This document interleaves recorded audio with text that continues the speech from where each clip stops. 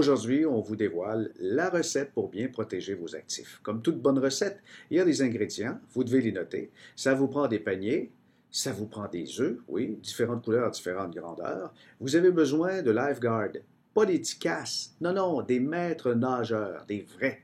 Vous avez besoin de préservatifs, curieusement, et des chambres fortes, et enfin un chien de garde, mais un chien de garde bien dressé. Et où ça nous mène tout ça? Ça nous mène ici, les axes de protection de vos actifs. D'abord, vous avez la répartition.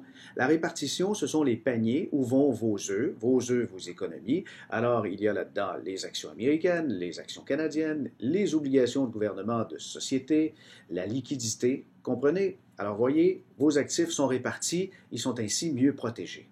Les préservatifs servent à se protéger de l'impôt parce que les grosses factures d'impôt, on ne veut pas qu'elles se reproduisent. Alors, on cotise à son CELI, on cotise à son REER, on cotise à son fonds de pension, ou on utilise aussi des placements qui vont croître avec un report de gains en capital.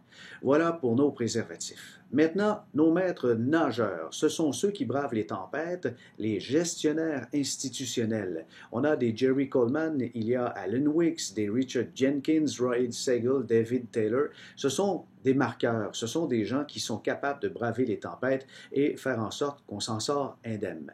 Ceux-là sont souvent engagés par des fiduciaires de renom, ce que j'appelle les chambres fortes.